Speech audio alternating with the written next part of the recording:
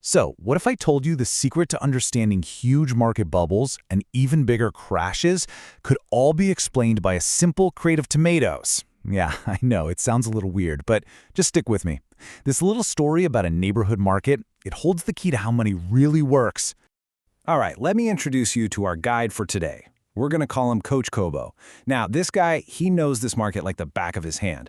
And I get it. It looks totally chaotic, right? People shouting, cash flying around. But Coach Kobo, he's about to show us that underneath all that noise, there are some really simple, predictable patterns at play. Okay, so every good story needs a beginning. And ours starts right here, in what you might call a perfectly balanced market. It's a place where everything has a clear price, and business is, well, simple, predictable even. So let's imagine this for a second. Our market basically has two things going on. On one side, you've got the goods for sale. Let's say exactly 100 crates of beautiful, ripe tomatoes. And on the other side, you've got the money to buy them. Exactly 100 notes. See that? One note for every single crate. The scales are perfectly balanced. Because of that perfect balance, pricing is just incredibly simple. One crate of tomatoes, it costs one note. That's it. No confusion.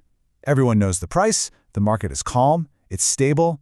This is our baseline, you know? This is normal. But things are about to get a lot less normal. Right, because markets almost never stay calm forever, do they? Now we get to the trigger, that one little thing that's about to throw this whole perfect system way out of balance, and frankly, into a bit of chaos. And boom, here it is. Out of nowhere, the amount of money in the market triples. Maybe the government printed a bunch more, or maybe a flood of new buyers showed up flush with cash. Honestly, it doesn't matter how. The key thing to understand is this. While the money just exploded, the amount of tomato crates, it's still exactly 100. The amount of stuff you can actually buy hasn't changed one bit. I mean, just look at the imbalance here. It's so clear. The supply of tomatoes is stuck at 100 crates, but the money available to buy them has skyrocketed to 300 notes. Think about that. We now have 3 times the money chasing the exact same amount of goods. And this is where things get really interesting, because human psychology kicks in. Everyone's got more cash in their pockets, so they feel richer. And then this one dangerous idea starts spreading through the crowd like wildfire. Whoa, I have more money. I better buy now before prices go up. I don't want to miss out. It's that classic fear of missing out, FOMO. So, what happens when you have all this new money and this crazy sense of urgency? Well, prices explode. The crate that cost 1 note yesterday, suddenly it's 2 notes. Then, before you know it, it's 5 notes. And get this, the tomatoes haven't changed. They're not any better. They're just worth more because so much more money is fighting over them. And there's a name for what we're seeing. It's called inflation. It's really that simple. It's what happens when the money supply, that's all the cash floating around in the economy, grows way faster than the amount of actual goods and services available to buy. When you have more money chasing the same amount of stuff, prices have to go up. They just have to. Now, you'd think things are already pretty wild, right? Well, hold on. We're about to add another ingredient to this whole mess. And this one, it's like throwing gasoline on a fire. We're talking about debt. People are starting to borrow money just to get a piece of the action. Yeah, there's a fancy financial term for this. It's called leverage. But all it really means is borrowing money to invest. And you got to understand, leverage is a seriously powerful double-edged sword. It can make you feel like a genius on the way up by multiplying your gains, but, and this is a big but, it will absolutely crush you on the way down by multiplying your losses. And notice what's happened here. The entire reason people are in the market has changed. It's completely shifted. We've gone from a market about eating to a market about speculating. People aren't buying tomatoes to make a salad anymore. Nope. They're taking out loans to buy crates they have no intention of ever using, just because they're betting they can sell them for more money tomorrow. And just look where all that speculation leads. The price for a single crate of tomatoes hits an absolutely insane peak of 10 notes. Just let that sink in. We started this whole story at 1 note per crate. This is what hype, fueled by a ton of borrowed money, does. It creates a massive, unstable bubble. But we all know how this goes, right? What goes up, especially when it's just hot air and borrowed money, it has to come down.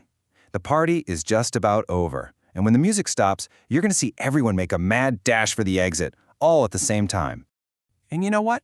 all it takes is one little dose of reality to completely break the spell. It starts to rain, and those tomatoes, the actual thing everyone is gambling on, they start to spoil. And all of a sudden, the idea of holding a bunch of crates full of rotting fruit doesn't seem like such a brilliant financial move. Just like that, real demand vanishes. So what happens next? What do you think happens when a whole market full of people who all thought they were on their way to getting rich realize the game is up at the exact same time? What happens when every single person tries to sell all at once? One word: panic. The price just collapses, and it falls way, way faster than it ever rose. From that peak of 10 notes, it crashes down to 6, then 4, then 2. It becomes a frantic race to the bottom. Everyone is trying to sell to anyone, for any price they can get. And hey, remember all those folks who borrowed money? This is where leverage rears its ugly head. See, they have to sell. It's not a choice. They've got loans to pay back. And all of this forced selling just floods the market with even more tomatoes nobody wants, which pushes the prices down even faster, making the crash that much worse for absolutely everyone. Okay. Wow. That was intense. But now that the dust has finally settled, we can kind of walk back into that messy market and see what we've learned. Because, believe it or not, there are some incredibly valuable lessons in what just happened with these tomatoes. All right, let's break down the 4 big lessons here. First, inflation. It's simple. More money chasing the same amount of stuff always causes prices to go up. Second, leverage. Borrowing money is an amplifier. It makes the good times feel amazing, but it makes the bad times absolutely catastrophic. Third, hype is not a strategy. That shared belief that prices will just go up forever, it can disappear in a flash. And finally, number 4, panic is powerful. Fear can drive prices down just as fast, if not faster, than greed drove them up. And that brings us to the final, most important lesson from our mentor, Coach Kobo. You have to know what you're buying. You have to understand its real actual purpose and its real value. As he'd say, tomatoes are for eating, not for gambling. Because in the end, all the hype fades away, but real value, that sticks around. The market, eventually, tells the truth. So, I'm going to leave you with this one question to think about. The next time you see the price of anything, a stock, a house, anything at all just shooting for the moon, I want you to stop for a second. Take a breath and ask yourself the Coach Kobo question. Am I looking at real, solid value here, or is this just a whole lot of money chasing way too few tomatoes?